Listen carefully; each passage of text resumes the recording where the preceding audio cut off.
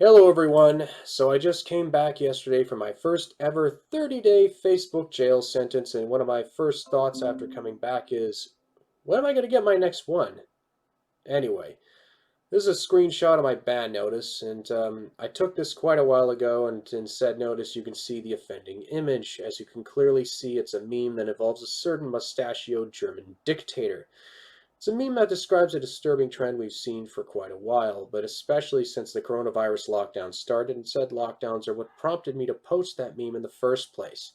Scumbag politicians will see some kind of problem or sometimes just create one out of nothing or blow it out of proportion and use it to take away more and more of our rights, and that's often done in an incremental manner to minimize public backlash by getting the public used to their diminished liberties. We also saw this after 9/11 with unconstitutional bills like the Patriot Act, the implementation of TSA screenings where travelers can either be sexually assaulted or thrown in radiation bakers or both.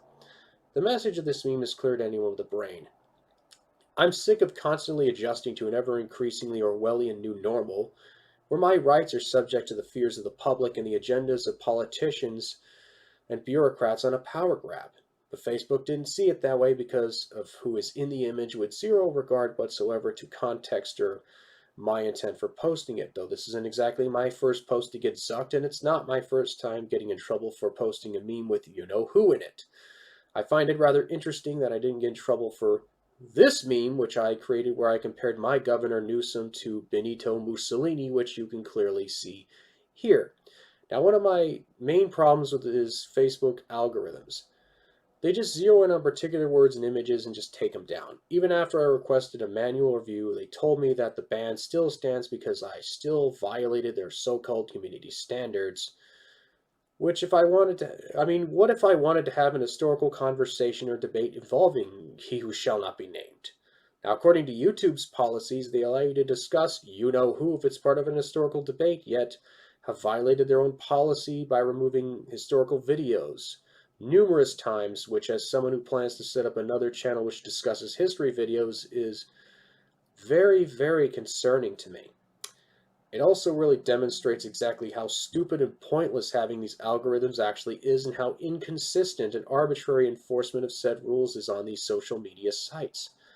As a result of my Facebook jail sentence, and to show how ridiculous it is, I've decided to create memes with quotes from He Who Shall Not Be Named and place them on images of other people.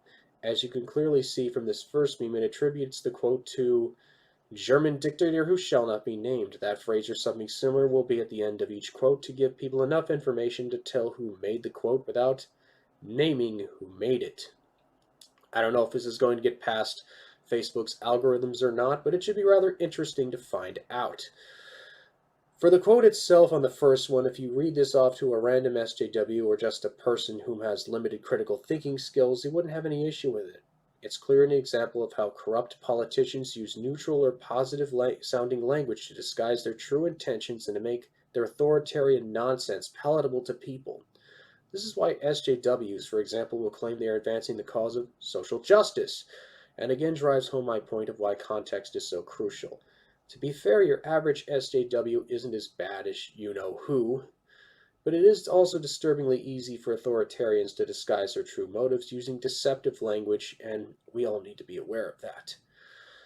The second meme I created in this series continues that message of beware of deceptive and manipulative language. This image is of Governor Whitmer of Michigan, who's arguably the biggest tyrant in America right now for having the most draconian lockdown orders of any governor.